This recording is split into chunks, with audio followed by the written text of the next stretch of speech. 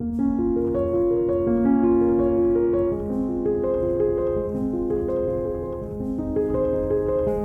sunset was beautiful that September night. It was set against the calm waves of the ocean, with only a few puffy clouds in the sky. The blazing fireball of brightness crept toward the horizon, and just as it passed beyond view, the oranges of the sunset began to transform into hues of pink and then purple. As twilight set in, the clouds forgot their milky white, and instead became inky blots in the sky that nearly matched the color of the waves hitting the beach.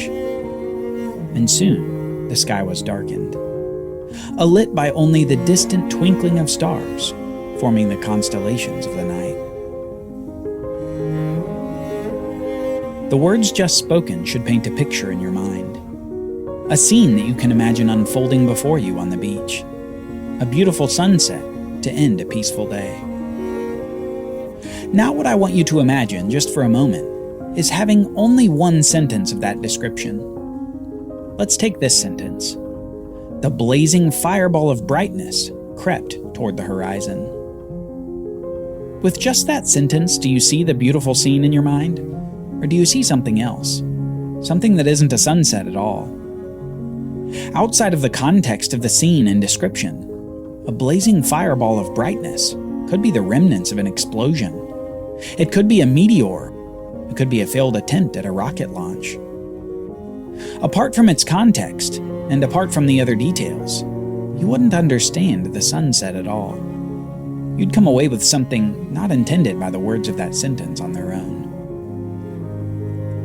We have to be careful when we read the Bible that we don't take certain people, places, and events and remove them from their context. We need to understand them in their right order, surrounded by the right events and people. Because when we see the events of the Bible for what they are, we see them as part of a bigger picture, part of the grand narrative being woven by God through history.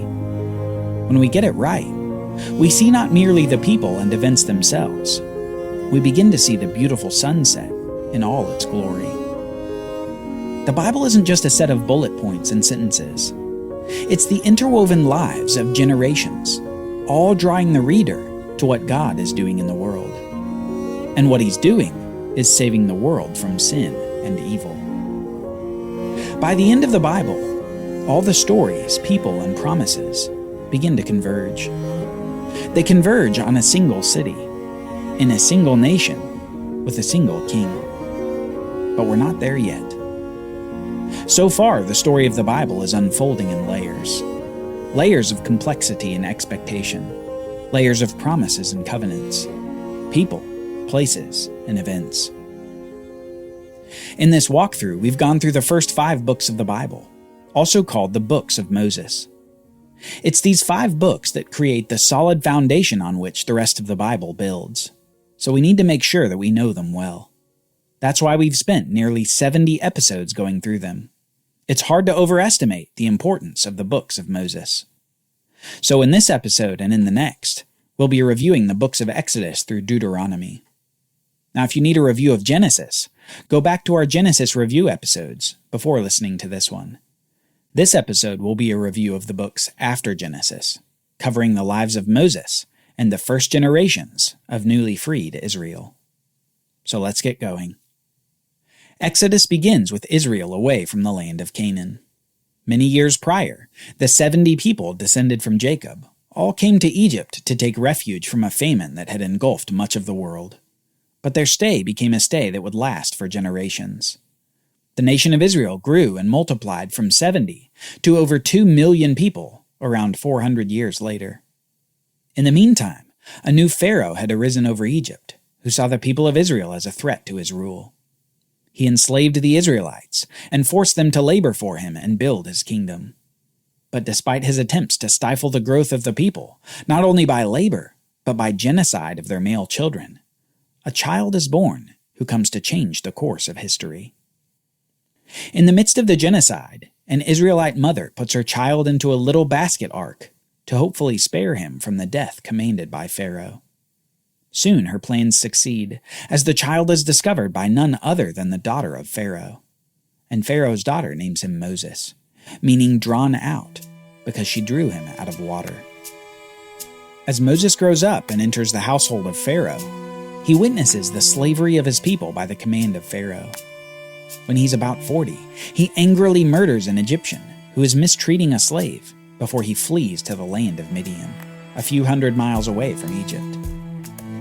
There, Moses settles among the Midianites and marries the daughter of a Midianite priest as he takes up the shepherding practices of her clan. But shepherding sheep would not be his future. Instead, he would be the shepherd to the people of Israel.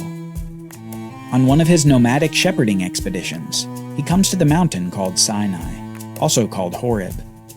And there he discovers a burning bush that does not burn up. Soon out of the bush, God speaks to him and commands him to return to Egypt to free the people of Israel from their bondage. God reveals his name to Moses as Yahweh, meaning something like, "I am who I am." And Yahweh says that he has heard his people's cry in their bondage. He sends Moses to free them from Pharaoh's iron grip. After Moses reunites with his brother Aaron and approaches Pharaoh to let the Israelites go, Pharaoh intensifies his labor campaign on the Israelites. The Israelites groan at Moses and Aaron for causing Pharaoh to increase their labor. But soon, God acts. God sends 10 awful plagues upon the nation of Egypt, culminating in the death of the firstborn of every household in the land. Yet he provides instructions to Israel, detailing their way of escape from this plague. For each household to escape, they would need to slaughter a lamb and put the blood of the lamb on the doorposts and lintel of their home. God would see the blood of the lamb, and he would pass over their house in judgment. This great event would be the basis for 2 holy feasts for the nation of Israel, the Feast of the Passover and the Feast of Unleavened Bread. The bread in each home would be unleavened, because Pharaoh would react to this final plague in such a swift manner that their bread would not even have a chance to rise before they were cast out of Egypt. And that's just what happened. Israel is freed by the power of God, who decimated Egypt on their behalf. But this victory would be short-lived. After Israel is in the wilderness for a few days, Pharaoh changes his mind, realizing that he has just lost his kingdom's labor force. He sends his army, led by over 600 chariots after the people of Israel. And soon Israel is pinned, with the Egyptian army in front of them and the Red Sea behind them. But Moses encourages the people. He says, "Fear not, stand firm, and see the salvation of the Lord which he will work for you today. For the Egyptians whom you see today, you shall never see again. The Lord will fight for you, and you have only to be silent." Soon the pillar of fire and cloud through which God had been leading them blocks the Egyptian army from their view, and the sea behind them splits apart to reveal dry ground. The Israelites miraculously pass through the waters of the sea to flee Egypt. But soon God moves the cloud, and the Egyptians pursue them into the waters, only to be defeated by Yahweh himself. God releases the waters to drown the army of Egypt. After 400 years of Israel in Egypt, Yahweh heard the cry of his people and saved them from their distress. And soon he would bring them to the land that he promised to their forefathers, Abraham, Isaac, and Jacob. But not before he gave a law to the nation. The pillar of cloud and fire leads the people on a trek to Mount Sinai, the same place where Moses had been called out of the burning bush. But on the way there is when the problems really start for Israel. Shortly after beginning their trek, they begin complaining. First, they come to water that isn't potable because it's too bitter. They complain and grumble. Moses prays, and God provides a log for Moses to throw into the water to make it drinkable. The people are satisfied for a moment, but before too long they complain again. They complain that they have no bread and no meat to eat that they ate back in Egypt. While this angers Moses and Yahweh, God yet provides for the people. He provides them manna, the what-is-it bread from heaven, and he provides them quail for meat to eat. But soon they complain about water again, and through Moses God provides them water from a rock. This place where God provided water from the rock is memorialized as Meribah, where the people quarreled with the Lord. Soon the people come to Sinai, and God descends upon the mountain in fire and smoke, and tells the people the 10 words, the 10 commandments. The people, however, fear for their lives as they hear the voice of God and see his great power.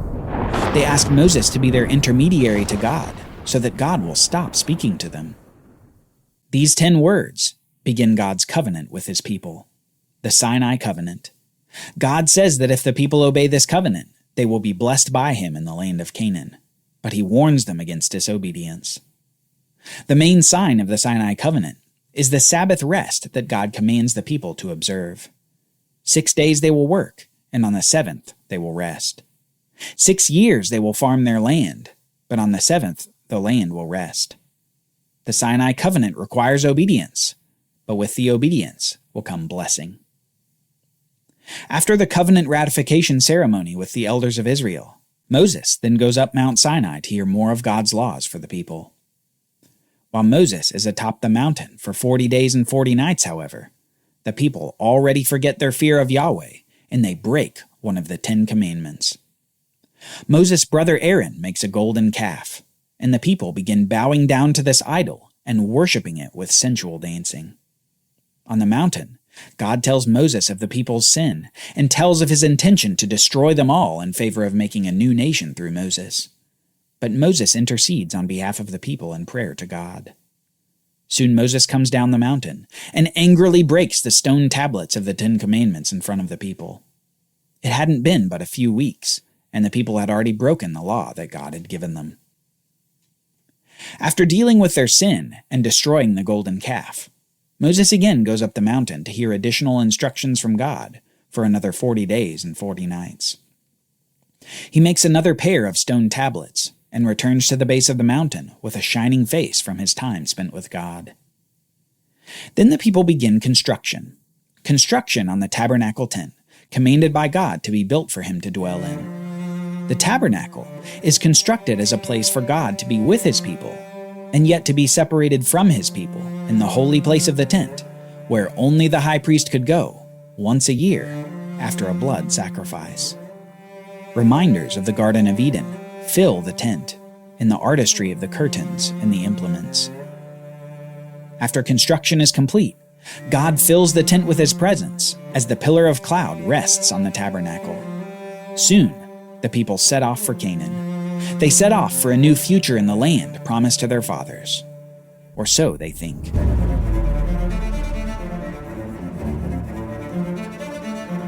Join us next time as we continue our review. Israel sends spies into the land, and the spies come back with their reports.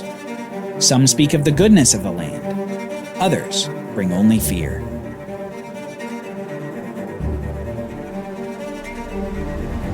For Bible readings, reflection questions, and quizzes, don't miss the Bible Brief app. Available on iOS and Android, so you can go deeper into the story. The Bible Brief is a project of the Bible Literacy Foundation, a nonprofit dedicated to helping you learn the Bible.